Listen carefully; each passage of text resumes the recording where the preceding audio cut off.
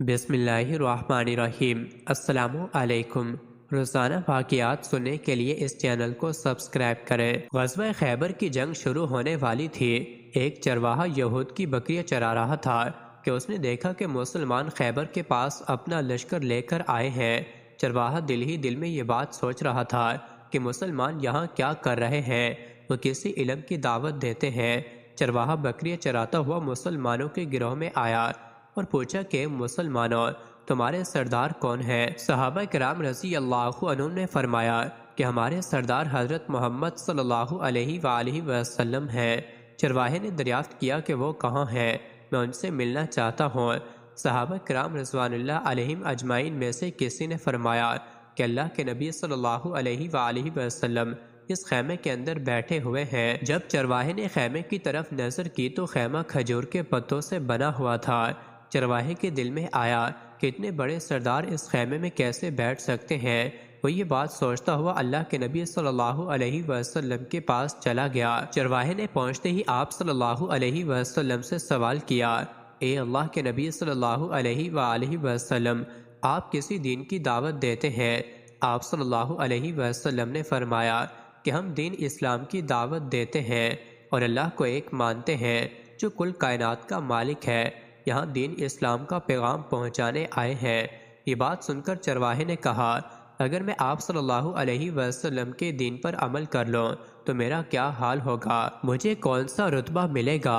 اس پر نبی اکرم صلی اللہ علیہ وآلہ وسلم نے فرمایا کہ تم ہمارے دوست بن جاؤ گے، ہمارے ساتھ رہو گے، ہمارے ساتھ بیٹھ کر کھاؤ گے پیو گے۔ چرواہے نے کہا، یا رسول اللہ صلی اللہ علیہ وآلہ وسلم، کیا آپ مذاق کر رہے ہیں؟ میں تو ایک کمتر انسان ہوں، میرے جسم سے بدبو آتی ہے۔ آپ صلی اللہ علیہ وآلہ وسلم اور آپ کے صحابہ کرام کا تو بڑا رتبہ سنا ہے، میں آپ کے ساتھ کیسے رہوں گا؟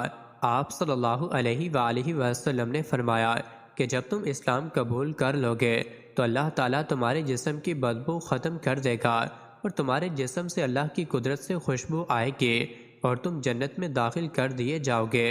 جب چرواہے نے یہ سب باتیں سنی تو فوراً اسلام قبول کر لیا۔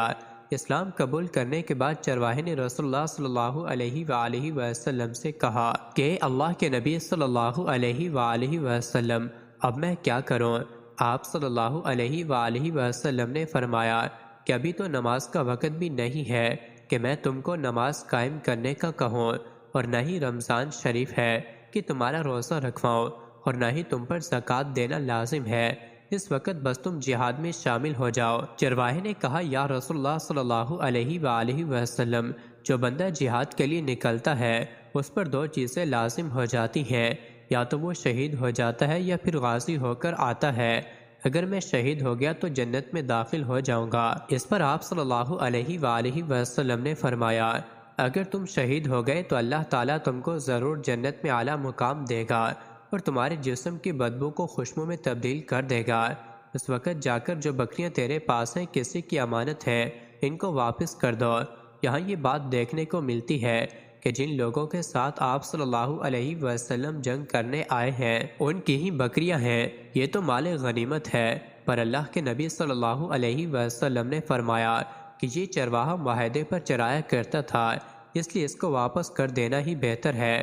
اسی وقت وہ چرواہا اس یہودی کی بکریاں واپس کر آیا اور جہاد میں شامل ہو کر شہید کا رتبہ حاصل کرنے میں کامیاب ہو گیا۔ جب صحابہ کرام رضی اللہ عنہم اپنے شہید ساتھیوں کو اٹھا رہے تھے تو انہوں نے اس شخص کو دیکھا اور آپ صلی اللہ علیہ وسلم کے پاس لے کر آ گئے اور پوچھا، اے اللہ کے نبی صلی اللہ علیہ وآلہ وسلم، اس بندے کو ہم پہچان نہیں پائے کہ یہ کون ہے۔ اس پر آپ صلی اللہ علیہ وآلہ وسلم نے کہا کہ یہ وہ بندہ ہے جس نے ایک نماز بھی ادا نہیں کی، پر اس کی گواہی میں دیتا ہوں کہ اللہ تعالیٰ نے اس کے لیے جنت میں اعلیٰ مقام مقرر کر دیا ہے۔ میں دیکھ رہا ہوں کہ اللہ کے فرشتے اس کو غسل دے رہے ہیں اور اللہ تعالیٰ نے اس کے سارے گناہ کو معاف کر دیا ہے اور اس کے جسم کی بدبو کو خوشبو میں تبدیل کر دیا ہے۔ مزید ایسی ہی ویڈیوز کے لیے چینل کو ضرور سبسکرائب کریں۔